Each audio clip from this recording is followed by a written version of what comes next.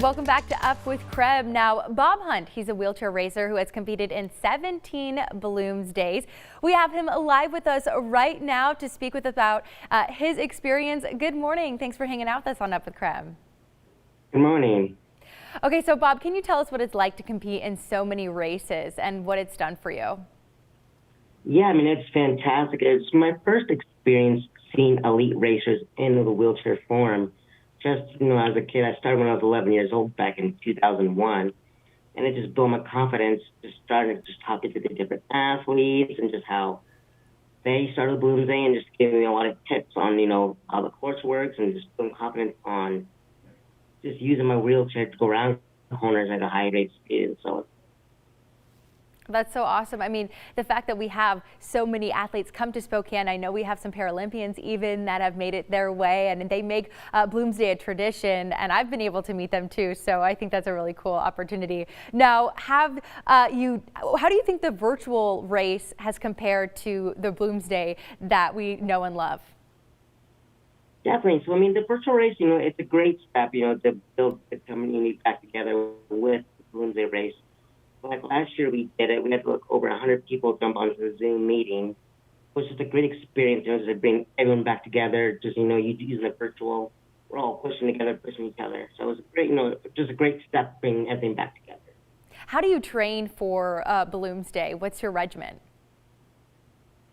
So, I mean, luckily I'm born and raised in Spokane, so we do the course about once a week or so during the April month, just to get used to the course again and just check out the road and just build. And I definitely push other athletes that are brand new at it as well.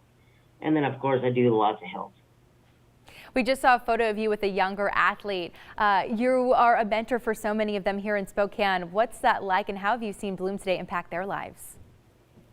No, it's fantastic to give back to these athletes, because that's what happened to me. I started when I was 11 years old with Bloomsday. And I've looked at so many different athletes, and it just kept me motivated and pushed me even farther. And so it's just fantastic for me to be able to give back to you. Yeah, absolutely. Do you plan to follow the regular Bloomsday course this year, or where are you racing?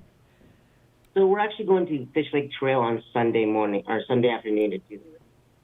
Oh, very cool. So you're going to switch it up a little bit this year.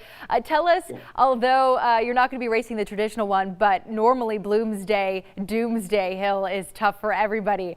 We've seen a lot of wheelchair athletes just killing it up that hill. What's it like for you? I practice hills a lot, and so I'm always ready for that Doomsday Hill because I'm like, all right, it's the last hill. We can do it. So luckily, I'm pretty good at going up hills. My forte, so.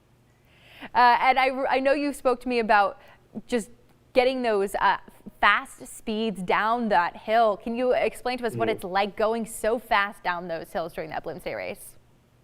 I mean, I love speed. So, I caught myself about maybe 35 or so miles an hour down Riverside Hill.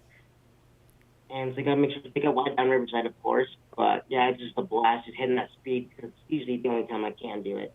Oh my goodness, that is absolutely speedy. Bob, well, thank you so much for joining us this morning. We so enjoy you speaking to us about being a wheelchair racer, seeing all those elite athletes, but also so many local young athletes as well here, and kind of creating that community. Again, they're going to be racing it on Sunday and getting that community together. But as we head out here, can you explain what it feels like to cross that finish line, now 18 years in a row?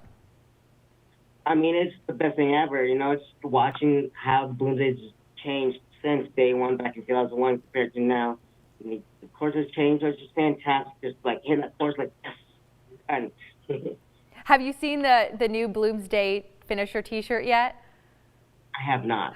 You got to check that out. Well, we have it here on Up with Kreb. It's beautiful, 45 years in the making. So thank you so much for joining us again, and we're going to be right back here on Up with Kreb.